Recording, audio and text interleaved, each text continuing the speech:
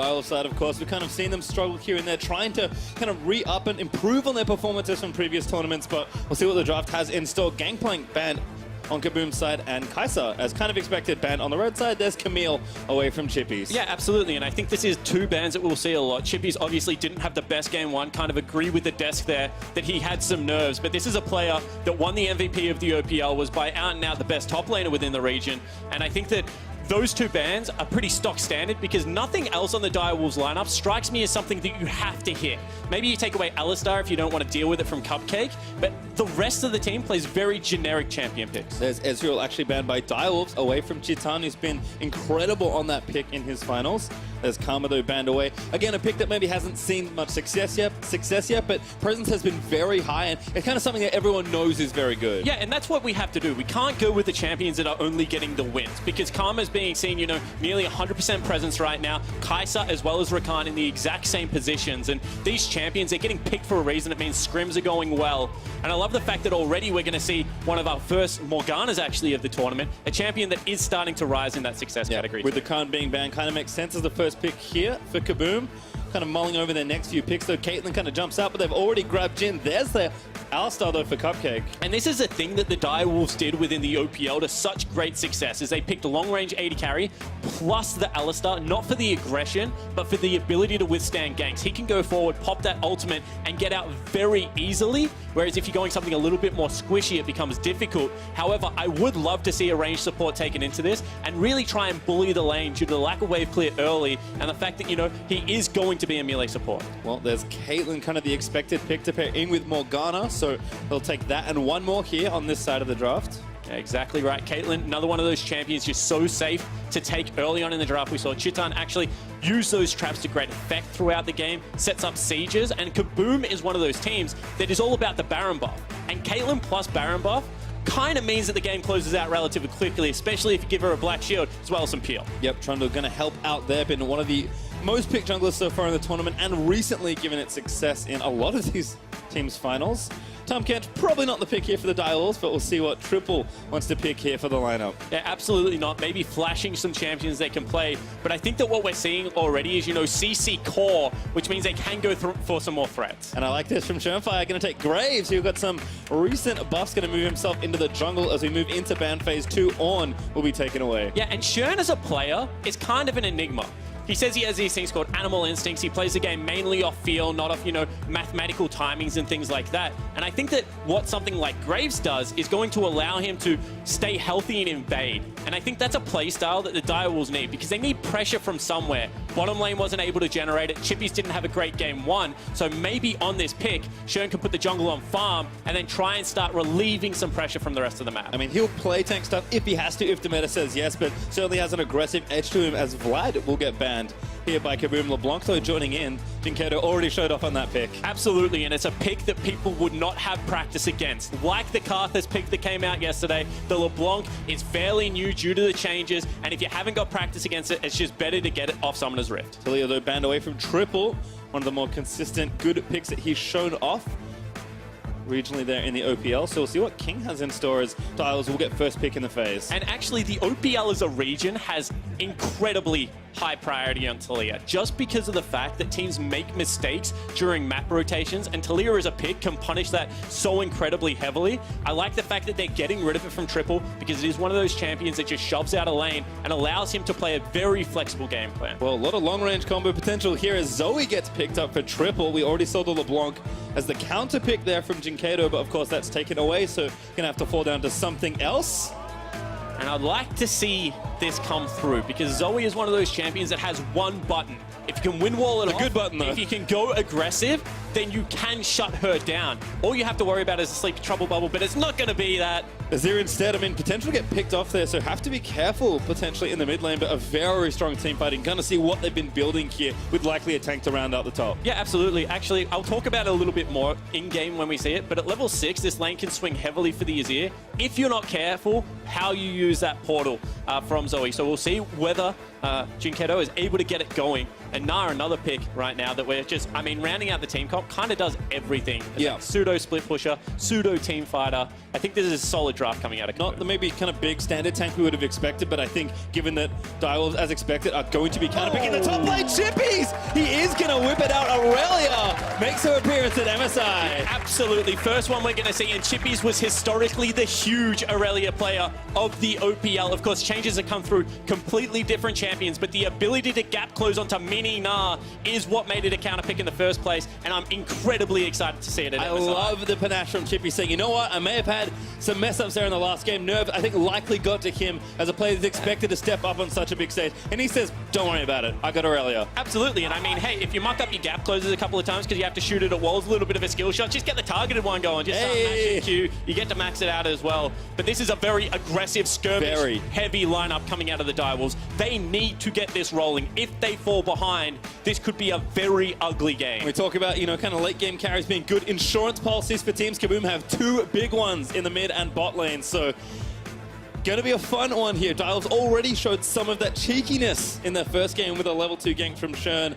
Graves and Ko can get very aggressive in here. We'll see exactly what happens, but oh man, we kind of wondered where we were going to see Aurelia. We know Chippies has the history. I'm so happy he's bringing it out here. Yeah, absolutely, and it is kind of fitting that it is in this matchup. Brazil versus Oceania has always been one of those friendly rivalries back from when INTZ versus the Chiefs was a standard at the IWCs. I mean, two new teams coming out here. In fact, KaBuM actually beat out that historic INTZ roster, of course now keyed, to make it to this MSI, and I'm so incredibly excited to see if the trend of Oceania beating Brazil continues. It's been a big history as well for KaBuM. People remember, of course, from years ago, some of their appearances at Worlds, but their actual regional success has not been really seen before. This is a team that effectively had to rebuild. Yeah, exactly. A year ago, this is a team that was facing relegation, actually fell down into that secondary lead, rebuilt around, you know, their top laner, 80 carry, as well as their new support, and since then have gone from strength to strength. Well, here we are. A big MSI logo looms over Summoner's Rift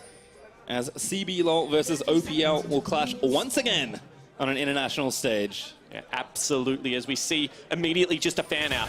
Nothing aggressive. You know, the first day that you get to play in these groups, you just want to be able to pick up those 2 wins because it means you have a shot. If you fall down the 0-3 or the 1-2, it makes coming back so much harder. And we'll see whether the Direwolves are able to get that first win or whether KaBuM continued that success. Yep. Again, think about yesterday. Gambit sitting atop 3-0 with a great shot to claim the only slot available for one of those qualifying best of 5s. So every win certainly counts. We've seen a lot of upsets in this matchup before, so we'll have to see what happens. But again, Dial's keeping a lot more relaxed. Looks like Sheng will start red buff here. Maybe move his way down towards the bottom and attack Cheetan and Riev, who've been a big strength for this team so far. Not only that, starting at red means that if you do find the jungler early, you're able to continue that fight. Especially with Fleet Footwork, he's going to stay incredibly healthy. Immediately mid lane is just going to be around wave priority. And you can see this is a strange use of blue buff, trying to get some rage potentially. Maybe. Xanten just does a couple of hits, perhaps a fake leaf potentially as well. So kind of interesting, but we'll see if it affects the lane too much. Top laners will make it around the same time. And Ranger now going to clear out that one buff and actually head topside. Yeah, absolutely. You're going to see Aurelia dash around. First time we're seeing you, Aurelia. Of course, no more targeted stun. That's now, you know, a line skill shot that you have to set up. Actually missed a creep there, Chippies. We're going to see a very... Ooh, actually, this is cheeky pastry. Very. I mean, this is kind of what happened on the other side for Direwolves there. Level 2 red buff gank. Chippies so early to get to this one. He's going to get killed. Probably going to be forced to flash. Does flash away.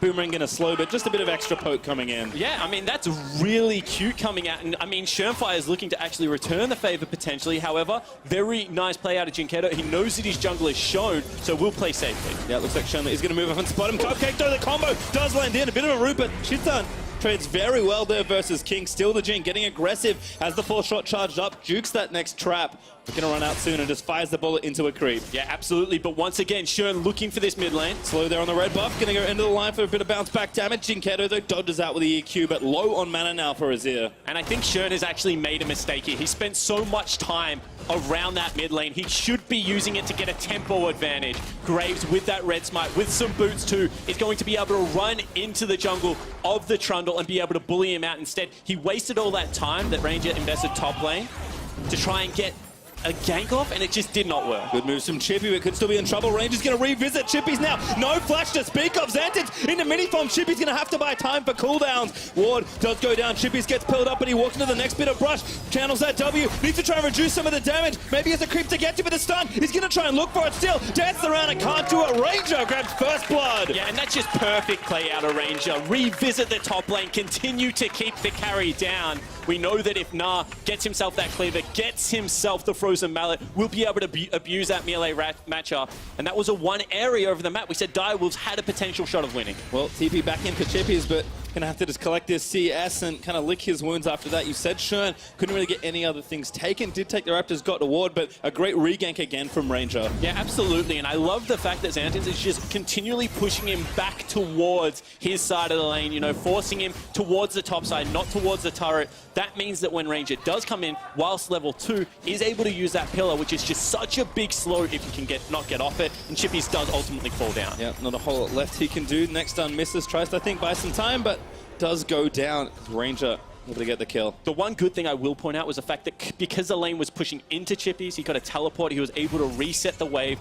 Now we'll get a second shop off. So the deficit in gold right now will not be all that meaningful. You can see about 800 gold for the Kindle gen. If Chippies goes back and grabs himself a Ruby Crystal, sure, he'll be down 150 gold, but that's not spent yet from Xantins. Yep, you can see he goes back to Longsword's just going to walk back to lane. That control ward also to try and help scout out future visits from Ranger, but bot side pushing in here for the Direwolves, but he runs into everything. The binding goes, the trap follows, and King so low. I mean, I actually don't know how that hit. Looked like King was behind a creep, but you know, Morgana binds, we don't really understand how they work. They go forever. Very nicely done by Riev down there in the bottom lane. Will force another back. And this is why Direwolves were under such pressure in game 1 pastry time. Remember that 8-minute turret that went down? I mean, they cannot afford to have that happen again. No, not at all, especially with the kind of lane they have picked here for themselves to get aggressive. Ignite, of course, on Cupcake side versus the Exhaust for Riev. So different philosophies here as the pressure will remount back towards. Binding misses on Cupcake, but tower damage is kind of what they want. Instead, they'll take the recall. Yeah, what they were trying to do is make sure that Cupcake couldn't pull the wave, hold it off turret, and get a freeze going for his 80 carry. Now they get to carry that CES advantage into their reset. And because Cupcake's now holding the wave, potentially it can stack up. See in the picture. Oh, what a beautiful use of the hitbox there. I mean, that's very nice. Skirting around the edge of the wall, throwing it from Fog of War. And one more time, we're going to see some more aggression out of Ranger right now. KaBuM's jungler is just picking on Chippy. Chippy's new best friend is back in the top side. Mini Nara is there, going to try and channel it out. They're going to dive the tower, but a good interrupt on the pillar. Yeah, absolutely. I mean, Xantins took turret aggro too early there. They're going to go for it again, though. Yep, Chippies, though, still dancing around. Needs to buy some time. Ranger actually can't tank anymore, so dive will be called off. Good evasion there from Chippies. But it's about what Shern is getting done across the map. You can see right now has that level advantage. Up 16 CS, which is 4 camps. So is finally starting to put the farm on and get an advantage for his team. And this, I think, is where the real money is going to lie. Everyone will descend onto this Infernal Drake triple. I think found a heal on the ground, picks it up and burns it for a bit of extra damage and healing. And this will be a trade for Infernal Drake. No Ranger is sitting in that top side still. So the first Drake of this game will go to the Direwolves. Yeah, absolutely. And that's a huge win. Cupcake got mad at something, pulled the ground then. Don't really know what was going on there. But picking up a Fire Dragon, especially for just giving over a red buff, which, you know, maybe Shern can pick up on the bottom side of the map, is just a massive win for the Direwolves. Yeah, just kind of splitting the map at this point with mid looking decent, and bot, despite the CS deficit, is at least building pressure for the Direwolves here, while the top side has certainly gone all wrong, at least in these early stages. Certainly has, and it's gone to the point where Chippies feels like he has to get himself, you know, some wave clear, because the wave keeps crashing. With the crash of the wave, he feels like he's in threat of being dove over and over again. As we go in bottom lane. Okay, bot side combo lands in with that root coming out from the Flourish, but a defensive binding gonna prevent any follow-up damage there from King. Still trading relatively effectively here in the bot lane. Yeah, absolutely. Trying to use that movement speed, trying to flirt in and out. You can see it's being matched by Chitan with the boots too. But Swifties are just so quick. And Root actually there, gonna land. Good Lucky feat. that there wasn't a bind coming out. Yeah, good feat that time from King. Actually dodged the binding that came out. So Cupcake, I think, took initiative and stepped on the trap. Nice ward's gonna spot Shern. Looking down here in the bot lane, second one's going to find him as well, and he knows what's up, so he's going to clear these out instead. Yeah, absolutely. You could see because they backed away, it kind of gave away the fact that there were wards there. Does get hit by the binding, but they will zone them away from the couple of creeps. And I want to say this is what historically has separated the CB Long as well as the TCL from the other regions that are coming through the play-ins, because they have generally had much better vision control, had much better structure with how they approach things like Baron, things like Dragon, and they're the intangibles. When you watch a game, you don't really get to see, like, why is this devolved? Why has it become a little bit sloppy? And it's because information in League of Legends allows you to make plays. And the ability to have information there meant that, you know, if your jungler's on the top side, maybe you can dive a turret. And it's just something that historically these regions have done very well. Well, we'll see if they can keep that up. Certainly, again, had a good first outing here for KaBuM, but Dial's holding on nicely. Gold is pretty even, still a 400 gold lead or so, as the line stun is going to miss for Chippy. He's looking for that reset, has the Vanguard's edge to use, but Xanten's going to get some free trading in here. Yeah, that's really sloppy out of Chippies. He's going to get very chunked out due to that. Need to be able to commit all in if you want to go for it with Aurelia. Mucks it up, and that bubble misses as well. Yeah, just short there from Triple. Jinkato knowing the range quite well. Shern's actually mid lane, looking for pressure. His ranger was bot, now recalled, so Chippies is safe in the big wave that was crashing. Yeah, you see Xanten actually leaves top lane, tries to float some pressure down, gets a nice deep ward, because he knows right now he is dominating this lane, and he does not want jungle impact. He wants it to stay in the 1v1, and Chippies is just praying someone can bail him out. Yep, 15 CS, only a refillable potion and a ruby crystal for Chippies. Oh, this is dangerous out of Shern. He is shopping in a dangerous area. Good far forward, good flash, but he's going to get scooped back by the Narf. Tries to burn the ult to make a little more distance, but Chippy gonna have to try and save it. Vanguard's that shovel, they flash out. A Triple also going to look to roam up. Chippy looking for the resets onto Xanten's, but doesn't quite have enough as Aurelia is going to get low still. Goes back in. Chippy finds a reset for Jinkato. He's roamed up as well. Chippy, he wants it. He's going to take down Xanten's. Gets one, but it's probably going to pay for it. Goes drafting. Cupcake's here as well. Look for the line stun. Chippy's misses it for Ranger. Going to get low. Triple can't get him, but Cupcake goes back in. Ignite is down. There's the double kill. Maybe going to make it 3. Jinkato barely flashes out under the turret. And this is exactly what we talk about when we talk about the OPL. Scrappy team fights, getting multiple people around the map. Cupcakes roam up, saves that gank,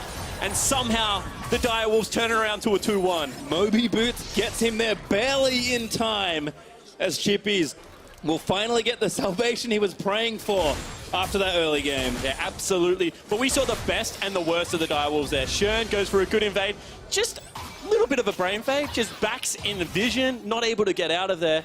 And I mean, at the same time, then the collapse from the rest of his team to bail him out, I mean, that was just so successful. I mean, this is exactly what I was talking about. If you're going to go for this invade, it takes you not all that much time to walk back out of the jungle, slide over the wall. Instead, he gives over a free kill.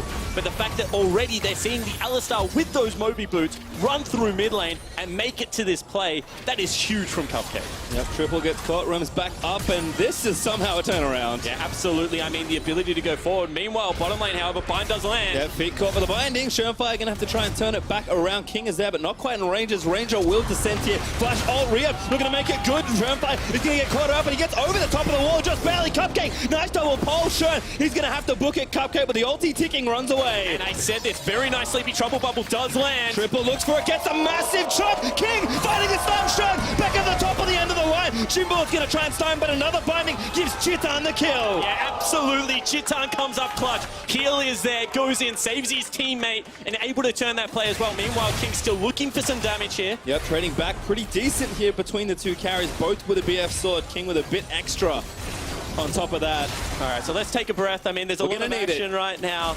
Dragon is going to come back up. It's going to be another Infernal, so I think that whilst we will get a brief respite, maybe some shops coming out now to be ready for that pickup. I mean, you can see that the ability for Cupcake to play negatively, another Sleepy Trouble Bubble does land. Oh, just does so much damage. Triple commits, he's pretty low. He's like, I think this will trade well as Cupcake roaming again, has a flash. Jinkato no sums, it gets out with the EQ. Yeah, absolutely. And what I was going to say is the fact that Cupcake did not go aggressive with a headbutt pole. He stood on his jungler, got the two-man pole, got the stun afterwards, actually saves Shern here. I mean, you can see this is a nice bind, but he holds all of his spells. And, I mean, this looks completely horrible. They're getting cut off. King's not yet rotating. Very nice flash forward out of Riev. That's the aggressive play we like to see. Gets over the wall, holds his spells. Very big two-man pole. Very good stun here. And they should be out. But then all of a sudden, Shern, Animal Instincts, kick back in. Is like, you know what? We can get this going. We can go back over the wall. Misses his spells. And Chitan here saving Riev with a little bit of a move speed boost. Able to pick up the kill and turn that fight in his team's favor. Nicely played there from KaBuM, but the Drake will be started by Dire Wolves. 4 men onto this Infernal. And I mean, right now, Azir is back in base, so it should be there. However, Teleport is up and available. See whether they actually choose to fight this one. It is so low. Cancel, actually. I think Chippy's just found the stun, and now they're going to go in for the T5 perhaps. They're going to go over. Drake goes to King as Jin picks it up, and now Ranger going to get comboed down. Cupcake finds the stun on the auto attack, but no follow-up is there. Yeah, absolutely. You can see ultimates were already burnt. King did not have his available. Chippy's the real MVP. Stopping that teleport means that is now 2 Fire Dragons to the Direwolves. And with Jin, with Zoe, that's massive. Yeah, again, trying to make up for the Azir Caitlyn, perhaps certainly a big push of power as the game continues on. Shern is going to hang out and do some love taps there. He just wanted to push the lane. That's all it's about. I mean, you have to get a good reset there.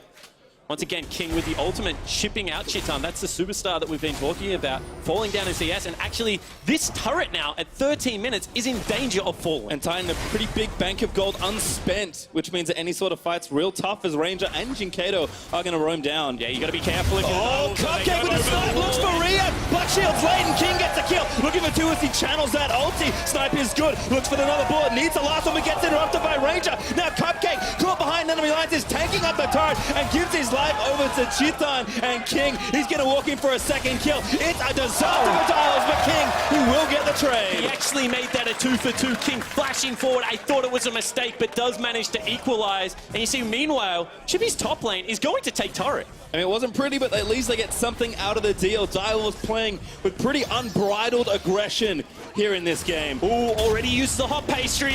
2 levels up, but it's so low, it doesn't matter. Shotfire blows up Xantans. And that is why you do not use gap closers trying to get to an area quicker. Xantan should have been able to escape, had the flash available, had the hop, but runs into Shernfire, face checks him, and that will give first turret over. Yep, Chippy's going to get it, uses the Flawless Duet for a Sheen proc, takes 1 turret, triple with the pressure, takes 2.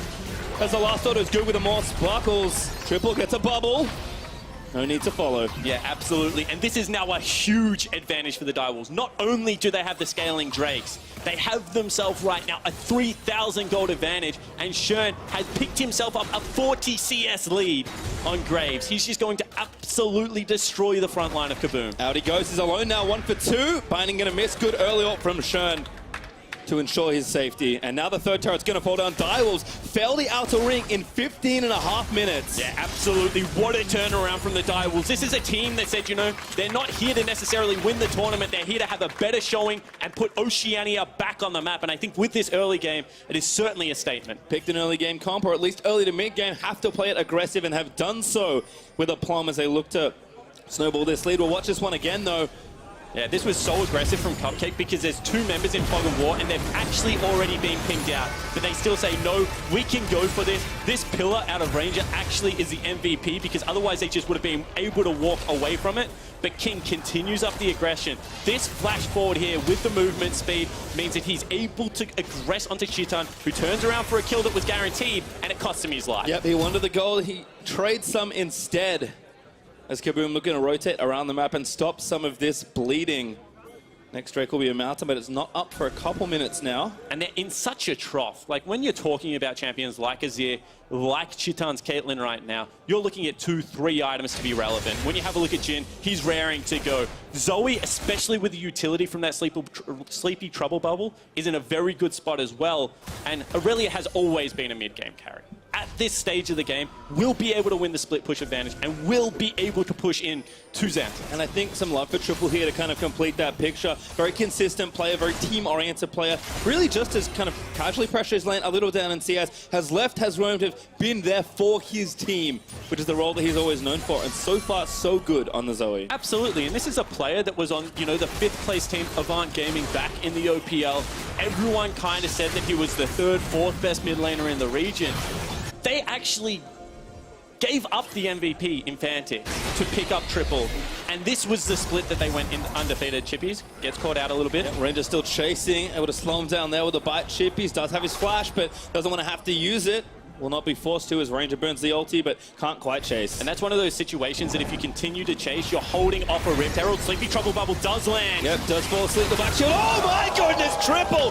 Proto Belt that he picked up off the ground takes down the Morgana. And that's what I was saying. If you go onto that play, teleport coming in, they're committing to it. Yep, Chippy says bought. They're actually going to really force hard here in mid lane.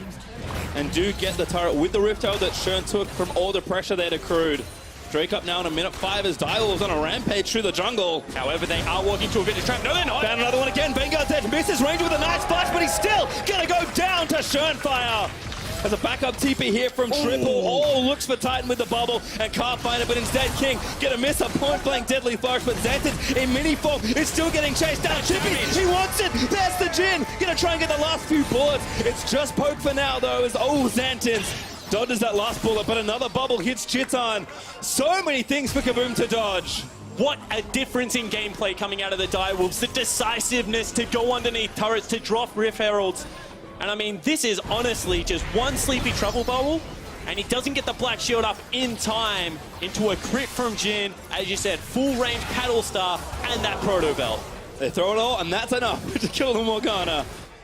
As Chippy's even uses that TP very offensively to guarantee themselves yet another turret. Now Keys down in the bot side, split pushing away. And we saw this build yesterday when you get ahead. The ability to pick up Sork Boots plus the Oblivion Orb means that right now, even though Merc Treads are picked up for Jinkedo, everyone else is going to be taking near true damage from this Zoe. And we've already seen how disgusting that damage is. It's only going to get worse. Yep, 2 items as well from King and his Jin.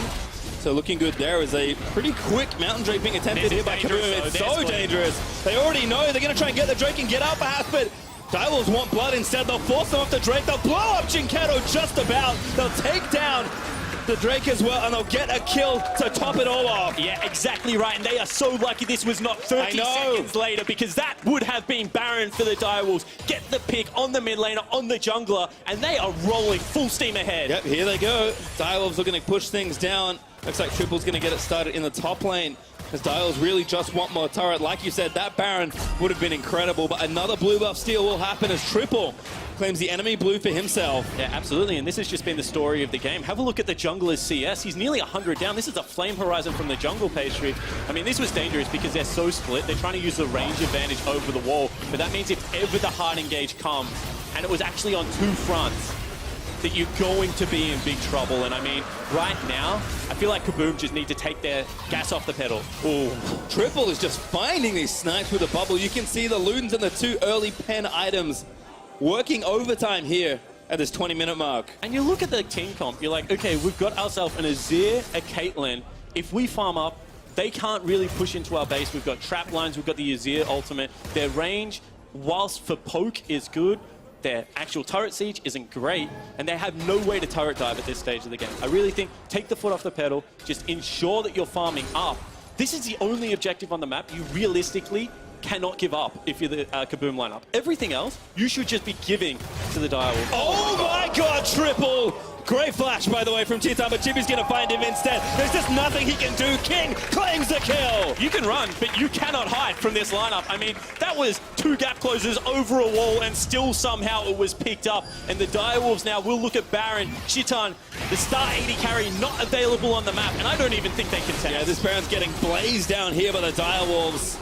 Just dead here. Ranger won't be in the area to do anything.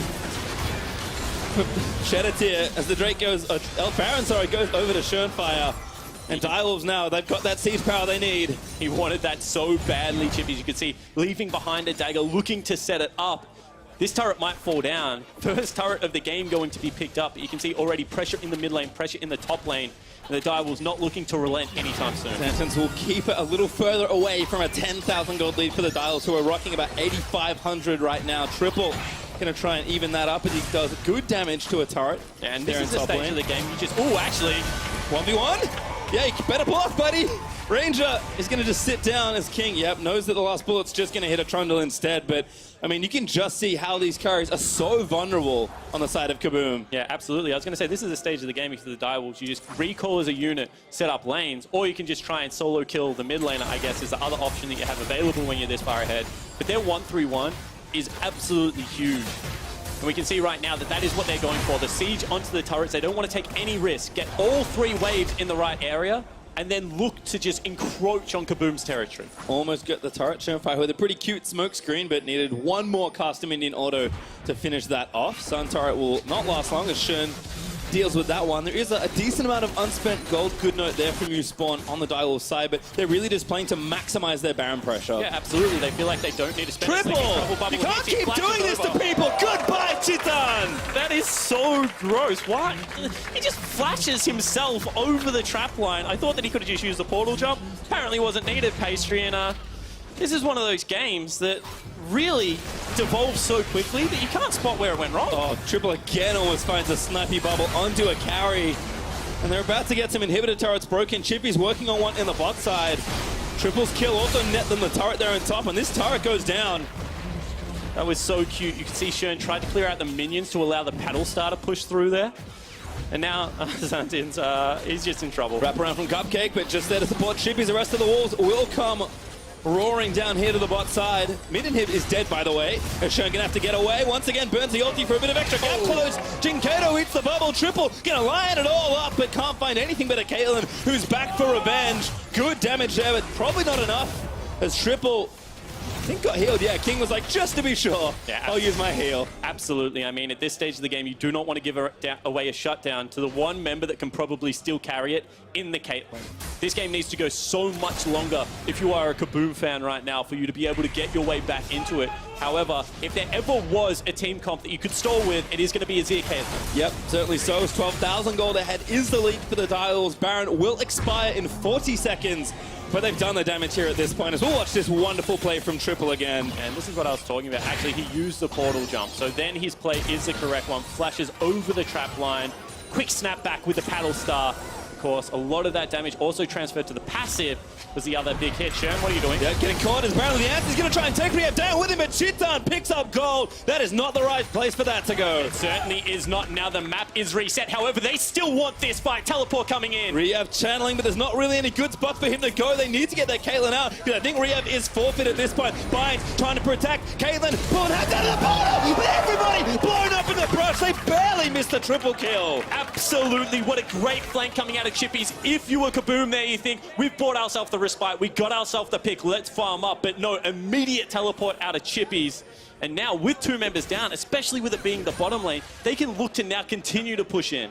And Triple, again, for someone who had a relatively quiet first 10 minutes, really letting his presence be known now. A death cap is almost completed as the carries will continue. And at this point, even the front line in threat of being one-shot by the Zoe. Not to mention how strong everyone else is. Again, Triple gonna line it up. They get the root. They're gonna channel the Jin off, pour the shots in. Good pillar again, but this turret will die. Yeah, exactly right. That threat is enough to just zone, and they continue the fight. In they go. Chippy's gonna try and make something happen. Vanguard's Edge in the back. Actually disabling us is pretty sweet, but Cupcake goes back in to cover for the inhib. Xantin's still low. Cupcake, he'll sacrifice himself for that inhibitor in top. Exactly right. They need to disengage. That was a 4v5. It was a bit overzealous, but still a 4,500 gold Baron power play. They picked themselves up. 2 inhibitors. They're going to take themselves another Mountain Dragon. Everything right now put on top of 13,000 gold lead. This is just looking sweet for the Oceanic Locker. Yeah, should be able to take this. Oh, Ranger gonna try and contest. Sherfire gets it. Is it gonna cost him binding? Not gonna get there. And Ranger actually taking a little too much damage. Shern's got the ulti. Might just get a kill at this point. Look to try and channel it down. He's gonna fight them. He gets a crit with the PD and just kills the Nara in a 1v3. That was a 1v3, and this is the reason we thought we would see more things like the Graves, like the Nidalee, because you saw the ultimate out of Ranger did diddly squat against the Graves right there. Normally you see so much health coming back, so much resistances. Well, that's on a tank. When you do it against a damage threat who's got himself a Ghost Blade, a PD, as well as the Berserker's Greaves, not much resistances to Zeal. Credit to Shern. I think he's trying to learn from those earlier mishaps perhaps in the early game, but he was like, wait a second, I'm a 3 out of Graves in the game. We're on more than 10,000 gold ahead, so just unleashes after taking the Drake. Dials with 4 Drakes, double Mountain, double Infernal, as they try and crack the last few buildings. And the trend continues. Slow it down, collect your side waves, make sure you're as a unit before you push in here. Looking to fish for some poke. They really are playing this well. A couple of over-aggressive stages did net a couple of kills over for KaBuM, but really this is a 27-minute game that the Direwolves are now looking to close out. Yep, inhibit mid, still not up for a little while longer. Top will take a long time at this point with Baron up in a minute. There's even some insurance for the Direwolves if KaBuM can hold on against this siege. Cupcake, yeah, he goes straight in. He's like, yep, I'm in with a Hex Flash, trying to go over the wall. Triple, looking for the poke with the paddle stars as Chippy's running flank on the top side. And this is a thing, they have to go soon, because if they do not go, 2 waves of super creeps going to be pushing in onto those Nexus turrets. They will fall down, and it looks like they just do not have a way to get in. Xanten's Mega Nut has popped, and still no window for KaBuM. Once again, Oceania trying to ruin Brazil's day here in an international. KaBuM look for the last-ditch effort. Schön burns the ulti once more to get away. Exactly right, and they're just waiting for those creep waves, waiting for them to push in. Huge combo. Oh, great Nado from Xanten. They get to it in the lock. KaBuM trying to run interference. Jinkara gets it back, but King just takes him down. Chippy with a Vanguard that rips through Xanten's Nah. And Ranger too low. Can't do enough for the Caitlyn. Just doesn't have the damage. King, he did fall, but it's 2v4 with the super creeps piling in. Absolutely, and at this stage of the game, there are 4 threats from the Direwolves, and they're looking to just clean up the base. Already onto those Nexus turrets. Yep, mid goes back. They might as well retake it, as they are going to buy some time, waiting for the supers to go through. Chippy's is going to give it a couple of shots here, but not really needed, as they just need to wait. Yeah, absolutely, they look for the final fight here. Again, Black Shield on the Caitlyn. Cupcake trying to get in, but Titan with a great flash. Doesn't actually get out of the way, but still, the damage is there. The Nexus is exposed, and Direwolves are going to take it all the way, evening up their score, and they take down KaBuM. And that man on your screen, the Oceanic MVP, had a completely turnaround game. The Camille, it looked sloppy, it looked nervous, but on the Aurelia, on his historic best pick, Chippies rose to the occasion and carried out this game. Credit to the Wolves, I think across the board there. Change up their draft basically completely, change up their style, fix some of their mistakes, and still make some. But when they find a lead, they knew exactly what their comp was drafted to do, and that was run it all the way home to the Nexus. And that's what impressed me. We said the CBLOL, KaBuM, one of those teams that actually set up the map correctly. Well, now potentially, it's only one game, but potentially you can add Oceania's Direwolves to that, because they look like they had a good grasp on the 1-4. Schön went over-aggressive a couple of times and got caught out and punished, as you should be, but the rest of the game was relatively clean. I mean, that was the Schön I remember back when I was in the OPL, because he was doing things that I had heard when he was a player coming up in the scene, ripping through solo queue, destroying people on aggressive junglers, and that was Schön fire through and through as far as I know. Yeah, absolutely. I think the one mistake I would be very critical on was the level 2, the ability to just sit in the mid lane, side lane brush and try and get something happening there. I think apart from that, he played the very good tempo game that Graves can bring to Summoner's Rift incredibly well, and I feel like that pressure freed up his lanes a lot. I mean, we saw first 3 turrets of the game fall down for the Direwolves. After game 1, I mean, they lost their bottom lane turret at 8 minutes. Yeah, everything was going extremely wrong in the last one. So again, good to see the Direwolves kind of go through a reset. KaBuM for their side. Kind of a couple things to think here and there. I mean, it's tough in a best of 1, especially when a team goes that aggressive, but have to think, okay, next time, we're going to be a bit more careful. Maybe Caitlyn Azir was a stretch too far. Hard to say, it's a good comp, but could have been a tough one. Yeah, absolutely. I think the scaling was there, but they did not play towards that. They thought that the early game was in their favor, and unfortunately, when they tried to adapt, it was too late. Well, to hear more about that win for the OPL, let's turn over to Shox and the analysts. Awoo! The Wolfpack has arrived at MSI. Now, I like this for a lot of reasons. Number 1, the Wolfpack does the OPL proud by winning their first game. Secondly, they play spoiler to Brazil once again. That's something that Oceania is really good at. And thirdly, what are the chances that Pastry Time and Spawn are reunited and boom, the Direwolves win? It's a conspiracy. It's all part of the magical oceanic plan. They're just buffing them up. That's what's happening. That's why they're casting the game in the back half. And I mean, credit where credit is due. They didn't just win, they crushed KaBuM. Yeah, it felt like that when this team got a lead, they were just unforgiving, relentless. They used their composition beautifully. But I feel like it all's got to come down to that man in the bottom lane, Cupcake. Cupcake was phenomenal. He was sweet, right? He was so sweet. Yeah, I like that. Let's take a look at some big plays. The first one, the Direwolves 2-for-1 turnaround brought to you by Acer Predator. And you know what? Jake mentioned this, of course. Spawn talked about that this started off as a mistake, and it should have been KaBuM taking out a massive lead. But the problem is, suddenly it turns into a numbers game when the boots of abilities, Alistar starts hoofing it up to the top lane. Yeah, it was so impressive to see him arriving out of nowhere. Raz and I were just sitting there being like, oh, this is a 1 fight for KaBuM, should be easy. And they're like, wait, why is there a delicious treat up in the top side? Direwolves doing a great job reacting, and Cupcake, he made so many of these plays throughout the game, and I feel like he was just the big facilitator that enabled a lot of the early game. Well, fun fact, Cupcake has a 90% almost win rate in the OPL on Alistar, so I feel like KaBuM maybe should have banned it out. 100, you may, yeah, actually, 100%, just because You know what? Cupcake goes towards these defensive supports so often. It was not surprising to see him on the Braum in game 1. But after that loss, him going straight towards the Alistar, change in face, that he just wanted to be able to get the ball rolling, because if they were playing that defensively in game 1 and he felt so frustrated for the game not to get going, then suddenly he's on that Alistar. He's going mid lane, and even though we didn't get that mid lane action from him, he was fishing for it. Well, I think we're going to take a look at some more highlight plays, because there was this lingering fear that the Direwolves would throw their lead, but it was quite the opposite. They kept making plays, and I also like the fact that Chippy's, after his rough game on Camille, coming into MSI, he got to play his Aurelia and crush it. I feel like that every single member of the Direwolves really did step up. Considering that expectations were so high for KaBuM, they had a pretty solid start to the day, and then once again they get upset by the Direwolves, just utilizing their composition so beautifully with the Zoe Jhin.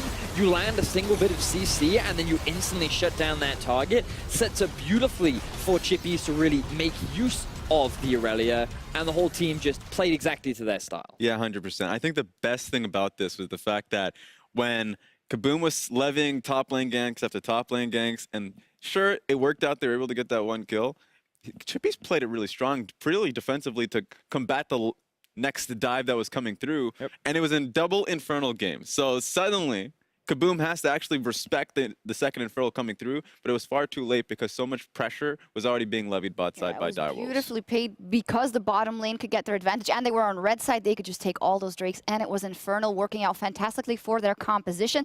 But now we need to step away from this game specifically and look at the trends in the group, because for both teams, it is a story we've heard before. And I want to start by buttoning it up for KaBuM. Again, they fall to a team they shouldn't fall to, and again they look to be playing second fiddle to Supermassive, which raises the stakes incredibly for that game 6 when they take on the TCL squad. Yes, they are a huge risk of going 1 and 2 in the group, but also Supermassive are going to be very happy, because you think about it, and now the gap has been extended between them and the rest of the roster, and KaBuM, I still feel like there's the ability to turn it around. It's just going to very much pivot on, can they look to shut down the playmaking Snowflyer in the bottom lane, because it seems like this roster struggles against playmaking supports. Yeah, one of these teams are going to have to chip them down, because it feels like every single time these two multiple teams go up in the same group, it's always the TCL team, it's always Supermassive that's just laughing at the side, because they're dominating while the teams are just taking games off each other. And that's why I would like to bring us back to reality for the Direwolves. Yes, they won a game. Yes, they play spoiler once again, but I want to see them,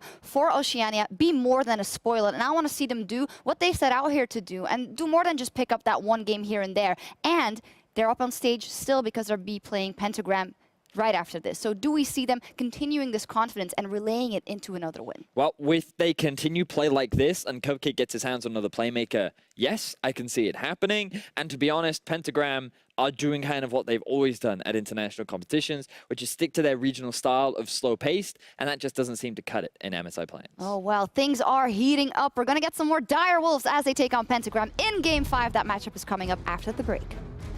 Ow!